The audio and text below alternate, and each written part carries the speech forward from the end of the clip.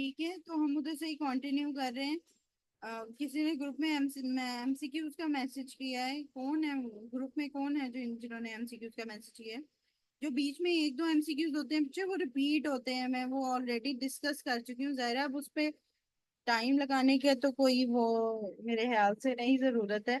जो हम चीज रिपीट कर चुके हैं, एक दफा डिस्कस कर चुके हैं उसको।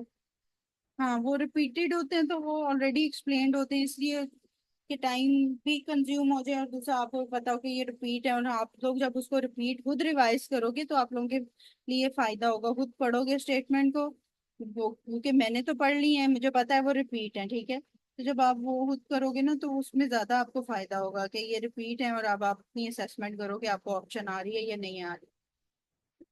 ठीक है। अच्छा, क्वेश्चन नंबर जो है वो हम थे 41 हो गया था हमारा। अच्छा, हम आ 45।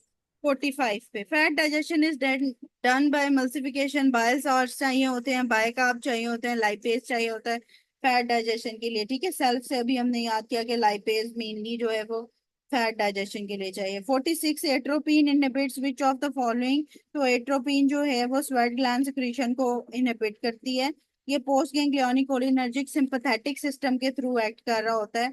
और एट्रोपिन जो है वो कोलिनर्जिक रिस्पांस को ब्लॉक करती है, इसीलिए वो स्वेट ग्लैंड की जो सिक्रीशन होती है, मेनली बॉडी में जो सिक्रीशंस है वो पैरासिम्पथेटिक है। लेकिन ये जो स्वेट ग्लैंड है ये वाहिद है जिसके अंदर post ganglionic sympathetic cholinergic supply होती है, ठीक है। और एट्रोपिन चूंकि कोलिनर्जिक सप्लाई पे इफेक्ट करती है, सिंपैथेटिक सप्लाई पे, तो उसकी वजह से क्या होता है कि स्वेट ग्लैंड की जो है वो सिक्रीशंस जो है वो रुक जाती है, ठीक है। तो स्वेट ग्लैंड सिक्रीशंस ये वाहिद सिक्रीशंस है जो कि सिंपैथेटिक सप्लाई से हो रही है। बाकी बॉडी में जो सिक्रीशंस हैं वो किससे हैं? पैरासिम्पैथेटिक से। 49 विच of the following antacid decrease the gastric emptying. तो एल्यूमिनियम हाइड्रोक्साइड जो है ये गैस्ट्रिक एम्पटिंग में अफेक्ट करता है, और दूसरा ये कॉन्स्टिपेशन करता है। ट्रीटमेंट ऑफ क्रोनिक डायरिया में दिया जा सकता है, लेकिन ये कॉन्स्टिपेशन करता है, ठीक है। एल्यूमिनियम जो है ये कॉन्स्टिपेशन करता है, और जो मैग्नीशियम है ये क्रोनिक कॉन्स्टिपेशन में यूज होता है, लेकिन ये डायरिया कर सकता है, ठीक है, अगर ओवर यूज चीजों का हो जाए। तो ये जो है वो दोनों अपने ऑपोजिट इफेक्ट काम करने लग जाते हैं, ठीक है। Question number 53, the enterokinase act for the conversion of trypsinogen. Trypsinogen को ट्रिप्सिन में कन्वर्ट करने के लिए हमें एंटेरोकाइनेज चाहिए, ठीक है। 54, तो इसीलिए जब हम एंटीबायोटिक लेंगे तो क्या होगा? एंटीबायोटिक लेने के बाद क्या होगा कि एंटेरोकाइनेज नहीं होगा, और एंटेरोकाइनेज नहीं होगा तो ट्रिप्सिनोजिन इंटू ट्रिप्सिन कन्वर्ट नहीं होगी। उसके बाद जो है वो डाइजेशन में प्रॉब्लम आएगी, ठीक है। तो एक लॉन्ग टर्म अगर कोई एंटीबायोटिक लेता है तो उसके अंदर फिर ये प्रॉब्लम्स आ जाती हैं, ठीक हो गया। Question number 54, a patient present with anemia post gastrectomy with cells of the stomach are likely involved। तो जो पोस्ट गैस्ट्रेक्टमी एनीमिया होता है उसमें मोस्ट कॉमन क्या कॉज होती है? हिमाटोलॉजी हमने की है। Iron deficiency anaemia. 6 months before अगर बात करूं तो फिर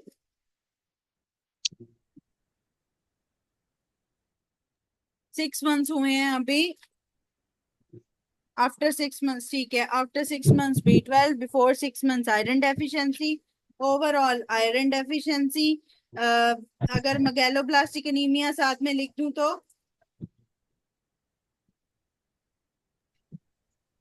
B12। 12, हाँ B12, वेरी गुड, B12, ठीक है। तो इसी में ही जो है वो परनीशियस एनीमिया B12 में, क्योंकि हम मैगेलोब्लास्टिक एनीमिया में ऐड करते हैं, तो इसमें भी उसने जो है वो परनीशियस एनीमिया लिख दिया कि जब गैस्ट्रेक्टमी के बाद जो है वो हमारे पास आएगा पेशेंट, तो उसके अंदर हमारे पास जो है वो सेल्स जो है वो प्राइटल सेल्स हो सकता है अफेक्ट हो, ठीक है। उसके अंदर जो है वो इंट्रिंसिक फैक्टर डैमेज हो सकता है, जो कि वो भी जो है वो मैगेलोब्लास्टिक एनीमिया ही करता है, ठीक है। हाँ, आफ्टर 6 मंथ्स मैगेलोब्लास्टिक, ठीक है।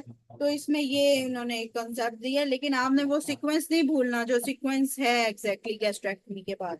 Question number 55, the production of saliva is mainly increased by parasympathetic stimulation. जो है वो सिक्रीशंस ऑफ द बॉडी को इंक्रीज करती है, ठीक है। सलाइवा के अंदर जो है वो भी वही करती है। 56 which of the following increase the absorption of iron in the gut. तो जो सिट्रस फ्रूट्स होते हैं वो एब्जॉर्प्शन ऑफ आयरन, तो इसलिए जब भी आपने आयरन देना है तो उसमें आप सिट्रस फ्रूट की जो है वो बात करते हैं कि सिट्रस फ्रूट साथ में देना है, ठीक है। तो सिट्रस फ्रूट्स की वजह से आयरन की एब्जॉर्प्शन जो है वो इनहेंस होती है। उसके बाद क्या है 57, the cobalamin transport in the blood is the. तो कोबालामीन जो क्या है, विटामिन सी हाँ देते हैं आयरन के साथ। तो कोबालामीन के अंदर क्या है, कोबालामीन के अंदर कौन सा है, विटामिन B12 को कोबालामीन कहा जाता है। और कोबालामीन के लिए ट्रांसफर के लिए कौन सा था, ट्रांसकोबालामीन 2। ये ट्रांसपोर्ट के लिए मैंने पहले भी बताया है, तो कोबालामीन के लिए कौन सा है, ट्रांसकोबालामीन 2। ठीक है। 58, जो ब्रूनर ग्लैंड होते हैं ये ड्यूडेनम के अंदर पाए जाते हैं, ठीक है। 59, the carbohydrate malabsorption is because of the absence of intestinal lactase। ठीक है, जो लैक्टेज होता है ये कार्बोहाइड्रेट एब्जॉर्प्शन करता है। जब कार्बोहाइड्रेट मैल एब्जॉर्प्शन की बात आएगी तो ये लैक्टेज जो है वो इम्पोर्टेंट है जी। कर दी है म्यूट। हाँ वो कर दी है, वो ऑन हो जाता है उनका बार बार। हाँ तो क्या है कि जो हमारे पास कार्बोहाइड्रेट हैं उनके लिए हमारे पास कौन सा एंजाइम चाहिए, हमें इंटेस्टाइनल लैक्टेज चाहिए, ठीक है। तो इन लैक्टेज जो है वो कार्बोहाइड्रेट की एब्जॉर्प्शन के लिए जरूरी। Okay. 61, the pancreatic secretion is compromised, what will happen in the relation to absorption and digestion। तो जाहिर है फेलियर टू डाइजेस्ट ट्राइग्लिसराइड्स जो है वो हमारे पास डाइजेस्ट ही नहीं होंगे अगर पैंक्रियाटिक सिक्रीशंस, क्योंकि पैंक्रियाटिक सिक्रीशंस में मेनली ये जो माइलेज हैं लाइपेज हैं ये तो बड़े इंपॉर्टेंट हैं ट्राइग्लिसराइड फैट डाइजेशन के लिए। जैसे हमने ये लाइपेज पढ़ा है सेल्फ के अंदर, तो स्टार्च के लिए और ये फैट डाइजेशन के लिए तो amylase lipase very important. 62, the deficiency of brush border enzyme that causes the carbohydrate malabsorption. तो कौन सा होता है, लैक्टेज होता है, ठीक है। लैक्टेज जो है वो इंटेस्टाइनल ब्रश बॉर्डर्स पे प्रेजेंट होता है और कार्बोहाइड्रेट एब्जॉर्प्शन के लिए इंपॉर्टेंट होता है। लेकिन जब वो नहीं होगा तो उसके अंदर क्या होगा, हमारे पास कार्बोहाइड्रेट मैल एब्जॉर्प्शन होगी, ठीक है। और लैक्टेज किस डिजीज में नहीं होता,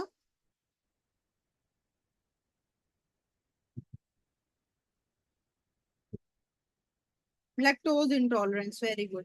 63, the intestinal basic electrical rhythm क्या होता है कि alternate response to the hormones in circulation. जो हार्मोन्स आ रहे होंगे उसके मुताबिक का जो है वो इंटेस्टाइनल इलेक्ट्रिकल रिदम बनेगा, ठीक है। और स्लो वेव्स को क्या हम कहते हैं, इंटेस्टाइनल मोटिलिटी की स्लो वेव्स को हम क्या कहते हैं, oscillating resting membrane, slow resting membrane potential या वेव्स उसका नाम होता है, ठीक है। ऑसिलेटिंग होती हैं, बस इतना याद रखना है, यही एमसीक्यू आएगा। 65, the resection of ileum more than 100 centimetre क्या करेगा, बाइल जो है वो अब्जॉर्प्शन को डिक्रीज कर देगा, ठीक है। अच्छा इसके साथ ना एक एमसीक्यूज है वो मैं आपको पहले करा देती हूँ ताकि वो इजी टू लर्न हो जाए कि क्या क्या करता है और क्या नहीं क्या, ठीक है।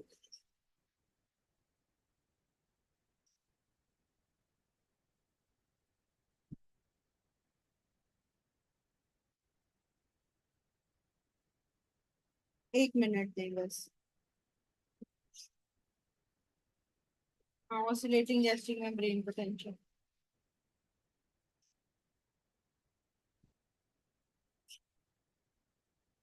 अच्छा अब ये देखें कि हमारे पास एक निमोनिक होता है फिस्ट का निमोनिक ना, ठीक है। एक तो हमारे पास फिस्ट का निमोनिक है और ये आप रफी में भी पढ़ेंगे, रफी की जब आपकी क्लास होगी तो उसमें भी क्लियर हो जाएगा कि कौन कौन से एरिया पे क्या क्या एब्जॉर्ब होता है, ठीक है।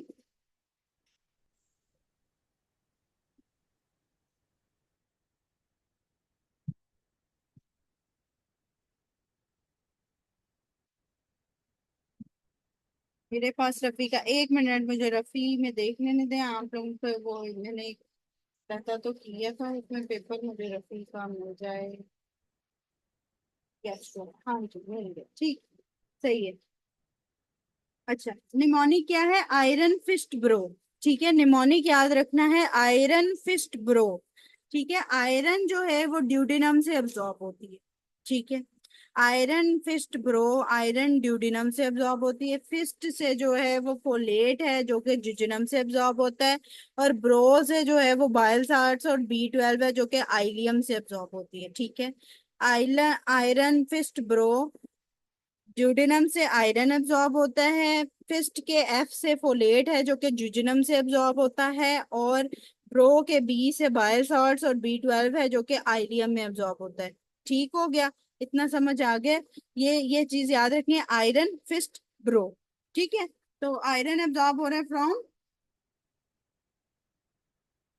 ड्यूडिनम। ड्यूडेनम। और फोलेट एब्जॉर्ब हो रहा है फ्रॉम जुजिनम। और इसके अलावा बाइल सॉल्ट्स एब्जॉर्ब कहाँ से हो रहे हैं? B12 कहाँ से एब्जॉर्ब हो रहा है? आइलिन से। ठीक है। एक बात ये होगी। फिर उसके बाद हमारे पास MCQs आता है कि मैक्सिमम वाटर और इलेक्ट्रोलाइट एब्जॉर्प्शन कहाँ होती है, तो वो भी जिजनम में होती है। ठीक है। वाटर और इलेक्ट्रोलाइट जो मैक्सिमम एब्जॉर्प्शन हमारे पास आ रही होती है वो जिजनम में आती है। ठीक है। और वाटर अगर लॉस होता है मैक्सिमम तो वो कोलॉन से लॉस होता है। ठीक है। तो याद रखना, maximum water and electrolyte absorption is in the jejunum, maximum water loss is in the colon. ठीक है। मैक्सिमम वाटर लॉस जो है वो वहां से सारा एब्जॉर्ब होगा जिजनम से, और कोलॉन में जो है वो मैक्सिमम वाटर लॉस हो जाएगा। ठीक है। अब वहां पे जो है वो जब वाटर लॉस होगा तो कोलॉन में ये याद रख लें कि सोडियम एब्जॉर्ब होती है वहां पे। ठीक है।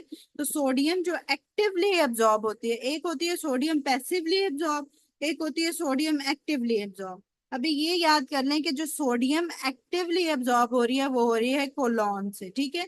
तो क्या क्या है, एक तो आयरन फिस्ट ब्रो है जिसको याद करना है। फिर उसके बाद वाटर और electrolyte absorption mainly from the jejunum है।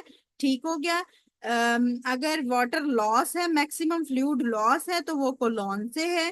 ठीक हो गया। और अगर वो बात करें कि वाटर मोस्टली जो है वो आयरन जो है वो एक्टिव फॉर्म में कहाँ पे एब्जॉर्ब हो रही है, तो वो जो है वो कोलॉन में एब्जॉर्ब होती है एक्टिव फॉर्म में। ठीक है। एक्टिव फॉर्म में आयरन जो है वो कोलॉन में एब्जॉर्ब होती है। अब फिर हमारे पास MCQs आते हैं आइलियम के।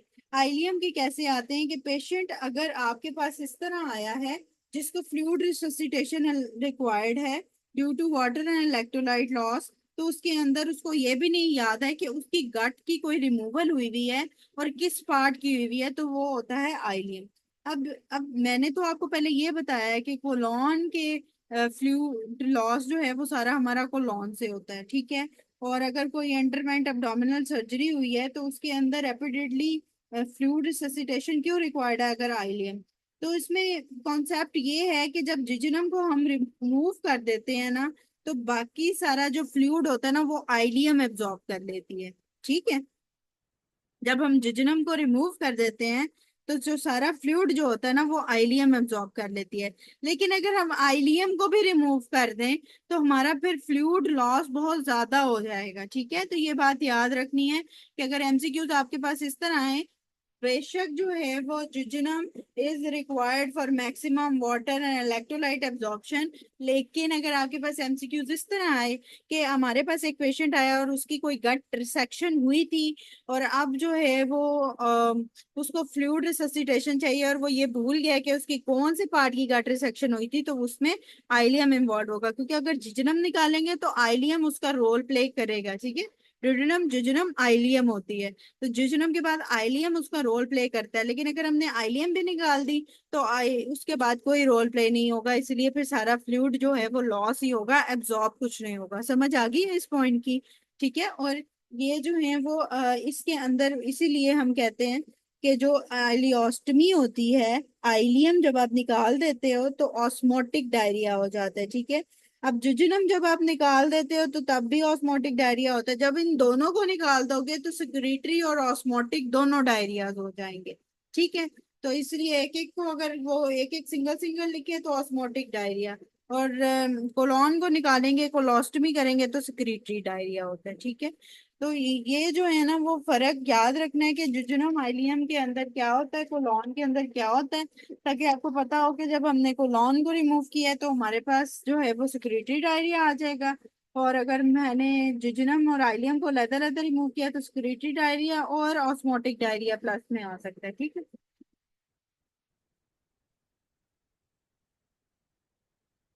सही है, ओके। तो एमसीक्यूज किस पे थे हम?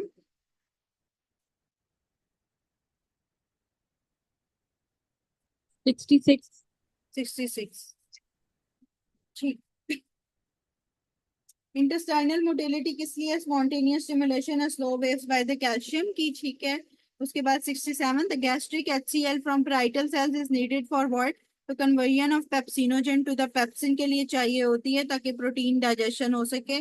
68, the highest potential difference in the wall of stomach is when HCl is not secreted and gastric mucosa is intact. ठीक है, HCl सिक्रेट ना हो तो फिर पोटेंशियल डिफरेंस होता है वॉल ऑफ स्टमक में। 70, तो सेकेंडरी पेरिस्टालसिस जो होती है वो होती है एसोफेगस डायलिटेशन की वजह से। 72, during peristalsis when lower oesophagus sphincter relax, जब भी बोलस ने अपने पॉइंट पे पहुंचना है ना, अब बोलस ऊपर एसोफेगस से आ रहा है तो लोअर एसोफेगस स्फिंक्टर जो है वो रिलैक्स, क्योंकि ऊपर से जो है वो पेरिस्टालसिस तो आ रही है ना उसकी वजह से, तो लोअर एसोफेगस स्फिंक्टर जो है वो रिलैक्स कर जाएगा पहले ही बोलस के आने से। ठीक है, तो बोलस, बिफोर बोलस रीच से पहले ही एसोफेगल स्फिंक्टर रिलैक्स करने लग जाएगा। Secretin 73, secretin is secreted in response to fatty acid, हालांकि जो फैटी फूड होता है उसके लिए ज्यादा CCK रिलीज होता है। ठीक है, तो अगर यहाँ पे CCK की ऑप्शन होती तो फिर CCK जो है वो इम्पोर्टेंट होती बात। ठीक है, तो अगर फैटी फूड के साथ आप मेनली एसोसिएट करते हो तो दैट इज CCK। ठीक है। 74, the vagal trunk cut, what happens? The incomplete gastric emptying होती है। अगर हम वेगल ट्रंक को कट कर दें तो गैस्ट्रिक एम्पटिंग इनकम्प्लीट हो रही होती है। ठीक है, वेगल ट्रंक मेनली हमारे पास ये पैरासिम्पथेटिक सप्लाई के लिए होती है। ठीक है, और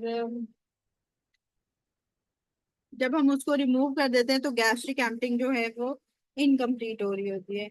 स्फिंक्टर टोन जो है, लोअर जो एसोफेगल स्फिंक्टर है या कोई भी स्टमक का जो पाइलोरिक एंट्रम का जो स्फिंक्टर है, अगर वो रिलैक्स ही नहीं होगा तो गैस्ट्रिक एम्पटिंग कंप्लीट कैसे होगी? तो इसलिए वेगल ट्रंक जब भी कट होगी तो इनकम्प्लीट गैस्ट्रिक एम्पटिंग होगी। 75, विच of the following do not cause the acid secretion? तो एसिडिक एंट्रम जो है वो एसिडिक सिक्रीशंस नहीं प्रोड्यूस करता। ठीक है। 76, stomach circular muscles become thicker, जो है वो जाके पाइलोरस ऑफ स्टमक पे जो है वो थिकर होते हैं। और 3 लेयर्स किस पे होती हैं? Fundus. फंडस पे 3 लेयर्स होती है। Question number 78, the secretion of gastrin is inhibited by what? तो सोमेटोस्टेटिन, और उसके बाद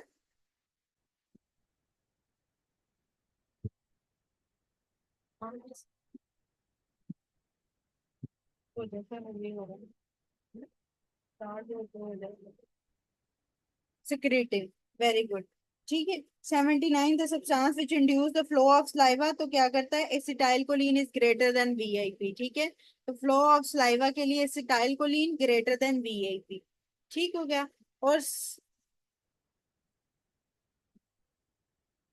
स्क्रीशंस के अंदर जो हमारे पास पोस्ट साइनेप्टिक एरिया होता है ना, वहां पे एसिटाइल कोलिन रिलीज हो रहा होता है सलाइवा में भी। ठीक है, तो वो कोलिनर्जिक होता है फैक्ट, तो उसकी वजह से एसिटाइलकोलिन जो है वो सलाइवा ज्यादा करता है। दूसरा VIP। 80, the regarding GIT motility true is what? It is not dependent on hormones only, पे डिपेंड नहीं करता, जाहिर है फूड पे भी डिपेंड करता है। आपको ऊपर से फूड आएगा तो GIT को जो है वो सिग्नल्स मिलेंगे और उसके बाद जो है वो मोटिलिटी स्टार्ट होगी। 81, the salivation is formed by what? तो स्लाइवरी सेंटर लोकेटेड इन मेडल्ला, जो कि स्लाइवेशन करता है। 82, regarding exocrine pancreatic secretion, secretion is increased by the CCK। ठीक है, तो CCK जो है वो एक्सोक्राइन पैंक्रियाटिक सिक्रीशन करता है, और इसके अलावा क्या करता है? कैल्शियम के साथ में सिक्रीशन के लिए इफेक्टिव होता है। ठीक है। 83, प्रोस्टाग्लैंडिन फंक्शन इन स्टमक क्या होता है? डिक्रीज पाराइटल सेल एसिड सिक्रीशन को कम करता है। ठीक है, और प्रोस्टाग्लैंडिन क्या करता है? प्रोस्टाग्लैंडिन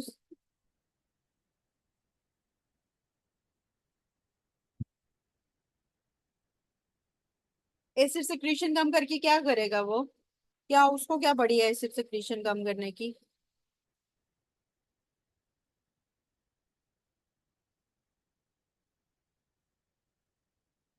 जी डॉक्टर रूमा आप बताएं।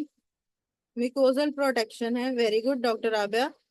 म्यूकोजल प्रोडक्शन के लिए प्रोस्टाग्लैंडिन जो है वो एसिड सिक्रीशन स्टमक में कम करता है, ओवर प्रोडक्शन ना हो, ताकि वो अपने ही म्यूकोजल सेल्स जो हैं वो डैमेज ना हो जाएं, ठीक है। तो प्रोस्टाग्लैंडिन का ये मेन रोल होता है बहुत अच्छा, कि वो जो है वो गैस्ट्रिक वॉल की प्रोडक्शन करता है, ठीक है। 84 the gastric acid secretion is mediated by H2 receptors होते हैं जो कि गैस्ट्रिक एसिड सिक्रीशंस कराते हैं। 85 सलाइवा के साथ जो है वो अल्फा 1 बीटा 1 रिसेप्टर्स दोनों इन्वॉल्व होते हैं। 86 time taken by food to reach the large intestine from pylorus is 8 hours. 87 the enzyme not present in pancreatic secretions के अंदर हमारे पास जो है वो एंटेरोकाइनेज पैंक्रियाटिक सिक्रीशन में नहीं होता। एंटेरोकाइनेज बैक्टीरिया का है और वो होता है इंटेस्टाइन के अंदर, ठीक है, और वो कन्वर्ट करता है ट्रिप्सिनोजिन को ट्रिप्सिन में। 88 which of the them is needed to be broken down before digestion, तो सुक्रोज को जो है वो तोड़ना पड़ता है डाइजेशन से पहले, ठीक है। 89 oligosaccharide in the saliva to which microbe adhere to attach to mucosa, तो जो म्यूसिन होता है वो म्यूकोजा के साथ माइक्रोब को अटैच करता है। M with the mucosa and M with the microbe and M with the mucin, ठीक है। तो माइक्रोब को म्यूकोजा के साथ अटैच करने के लिए म्यूसिन रिक्वायर्ड है।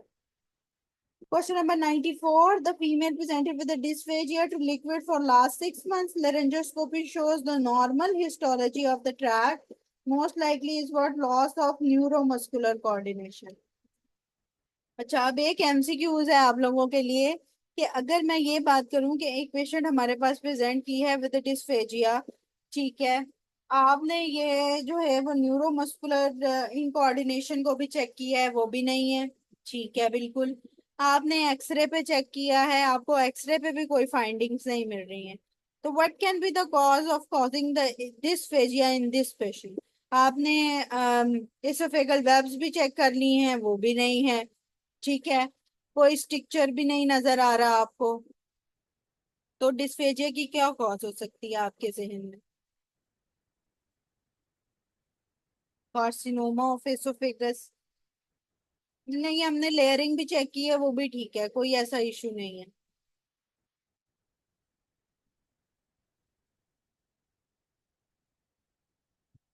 नहीं, लेयर चेक किया मैंने, ऐसा कोई इशू नहीं आ रहा, ठीक है।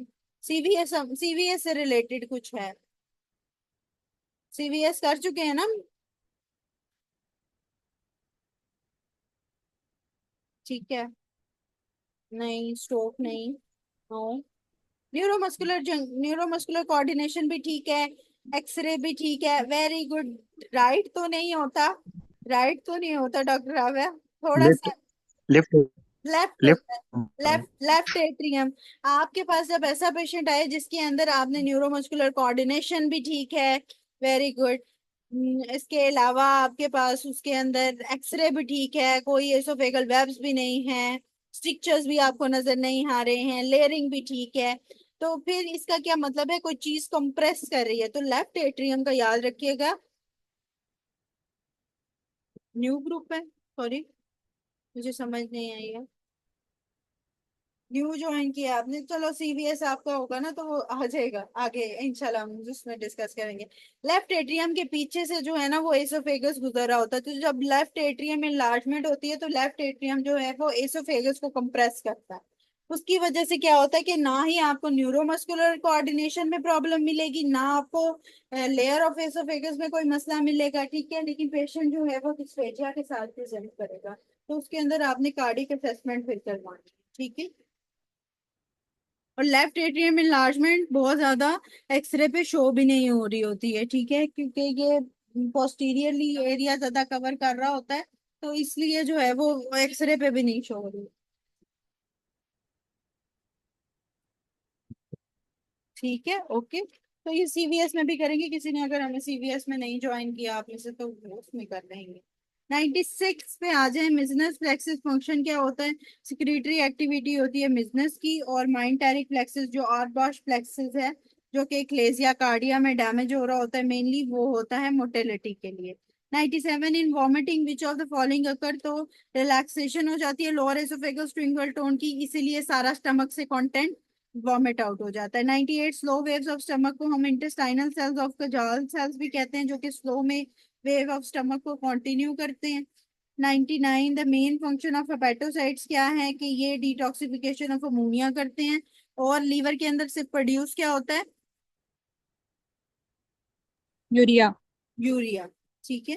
100 the child not allowed to on trip to take street food, he took food few hours later, he developed abdominal cramps by the activation of splanchnic parasympathetic activation हो जाती है, ठीक है, जिसकी वजह से जो है उसको abdominal cramps पड़ने लग जाते हैं। ठीक है, splanchnic parasympathetic सप्लाई से मोटेलिटी वो एकदम इंक्रीज कर जाती है, जिसकी वजह से इसको क्रैम्प्स पड़ते हैं।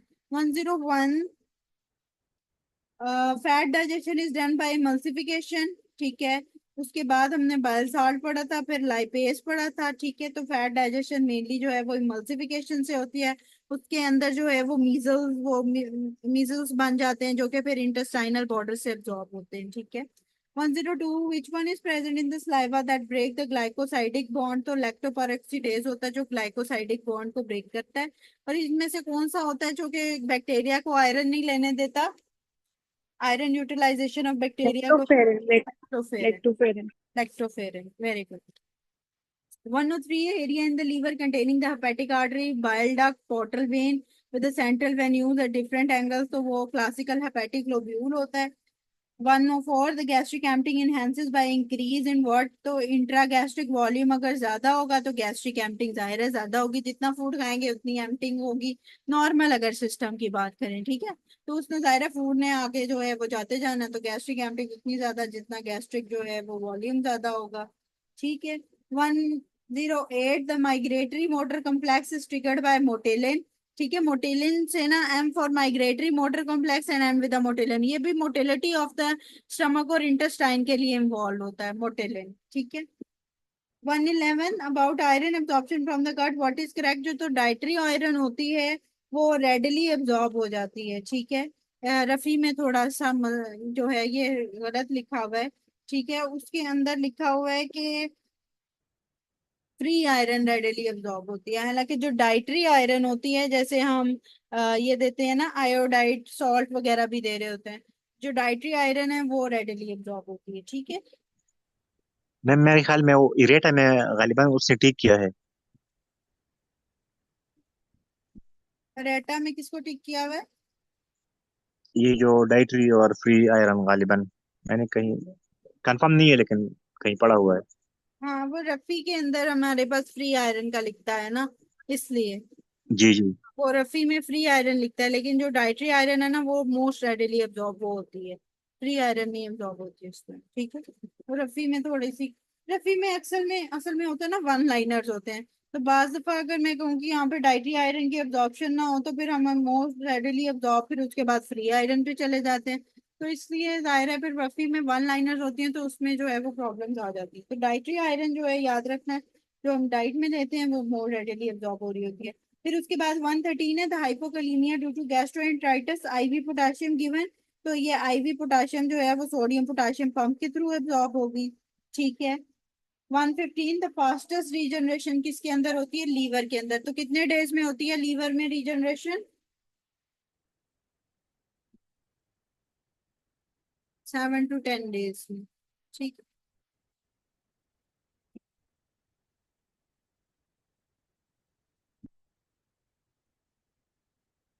118 the hydrogen potassium pump in the parietal cells is controlled by potassium ATPase के साथ हाइड्रोजन पोटेशियम पंप कंट्रोल होगा।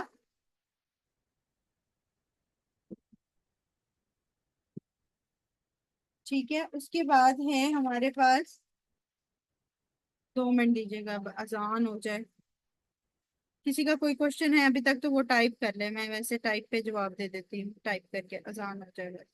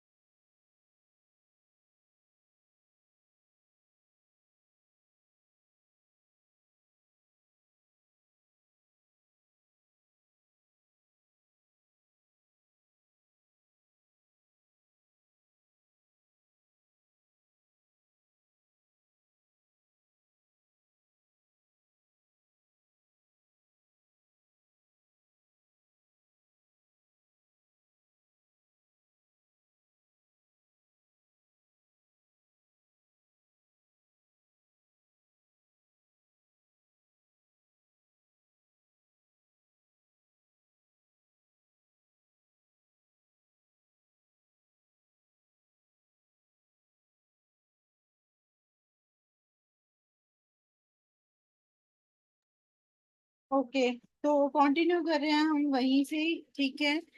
123 से, regarding the prostaglandin in stomach. तो प्रोस्टाग्लैंडिन जो है वो प्रोटेक्ट क्या कर रहा था, म्यूकोसा को, ठीक है, और उसके अंदर इनहिबिट करता है HCl को, कि मोर एसिड प्रोडक्शन बहुत ज्यादा मत करो, इतनी ज्यादा ना करो कि गैस्ट्रिक म्यूकोसा अफेक्ट हो, ठीक है। प्रोस्टाग्लैंडिन का ये रोल होता है। 124, the basic basal electrical rhythm of the gut जो होता है वो सोडियम, इनफ्लक्स ऑफ सोडियम होता है बाय slow calcium potassium ATPase pump होता है, ठीक है। जो स्लो बेजल जो रिदम्स आ रहे हैं वो कैल्शियम पोटाशियम एटीपेज पंप से आ रहे हैं, और सोडियम जो है वो इनफ्लक्स कर रहा है साथ में। 125, the pancreatic insufficiency causes the steatorrhoea. Steatorrhoea क्यों होता है, क्योंकि लाइपेज का डिक्रीज होता है, फैट एब्जॉर्प्शन नहीं होती है, और फैटी स्टूल जो है उसको हम स्टीटोरिया कहते हैं। ठीक है। उसके बाद है question number 128, the lowest pH किस में होती है, गैस्ट्रिक में, और हाईएस्ट पीएच किस में होती है, पेंक्रियाटिक में, ठीक है, ड्यूडेनम और फिर pancreatic. 129, what happen in oesophageal sphincter when peristaltic wave comes. तो जब भी पेरिस्टाल्टिक वेव्स आएगी तो नीचे से जो है वो पहले ही स्फिंक्टर जो है वो रिलैक्स करने लग जाएगा, relax ahead the wave, bolus आएगा तो उससे भी पेरिस्टाल्टिक वेव्स आएंगी, तो पहले ही स्फिंक्टर जो है वो रिलैक्स करने लग जाएगा, कि ऊपर से जो है वो बोलस आ रहा है। इसी सूरत में अगर ऊपर से जो है वो क्या आ रहा है, पेरिस्टालसिस की वेव्स आ रही हैं, तो स्फिंक्टर को पता चलेगा कि समथिंग इज कमिंग, तो स्फिंक्टर जो है वो पहले ही रिलैक्स करने लग जाएगा। 130, in normal person decreases H secretion causes what, अब नॉर्मल प्रोटीन डाइजेशन करता है। 131, the strongest layer of bowel is submucosa, और सब मिकोजल लेयर में कौन सा प्लेक्सिस होता है,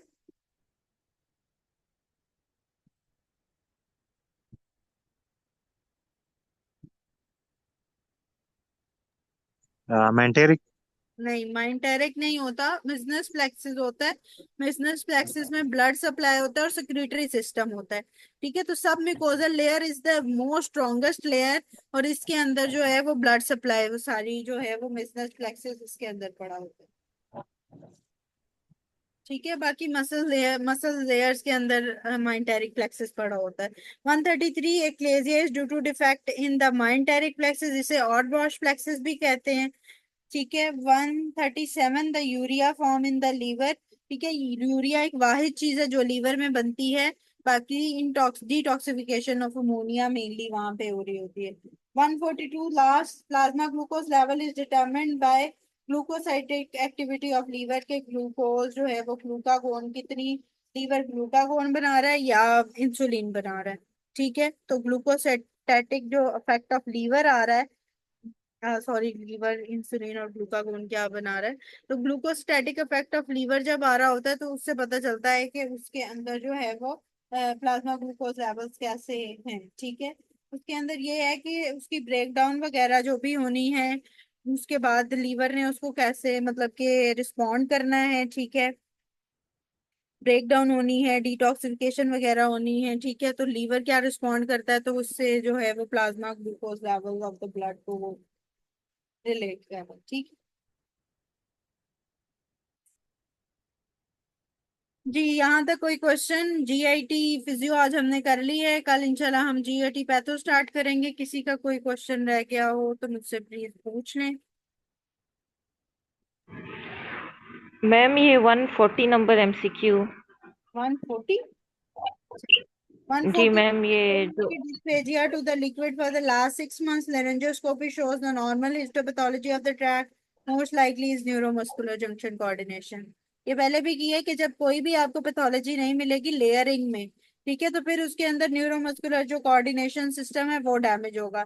लेकिन अगर वो ये लिख दे कि उसने डिस्फेजिया की दी है, उसमें न्यूरोमस्कुलर कोऑर्डिनेशन का प्रॉब्लम भी नहीं आ रहा, कोई लेयरिंग का प्रॉब्लम भी नहीं आ रहा, एक्सरे पे भी नहीं आ रहा, तो फिर वो लेफ्ट एट्रियम की जो है वो कंप्रेशन होगी, ठीक है। Thank you ma'am. वेलकम। किसी का कोई और क्वेश्चन प्लीज। ठीक है, कल क्लास इंशाल्लाह 3 से 5 ही होगी। आज वो डॉक्टर हसीब क्लास ले रहे थे, तो मैंने फिर इसलिए जो फिर कहा कि वो इजीली क्लास ले लें, तो इजीली वो क्लास ले लें, इसलिए फिर जो है ना वो मैंने बाद में कर दी, ठीक है। रिकॉर्डिंग्स मिल जाएंगी, जिसका कोई थोड़ा बहुत मिस हुआ है तो वो मुझसे पूछ भी सकता है, जिसको कोई इशू हो, ठीक है। ओके, कल हम इंशाल्लाह जीआईटी पे थो करेंगे। ओके, अल्लाह हाफिज।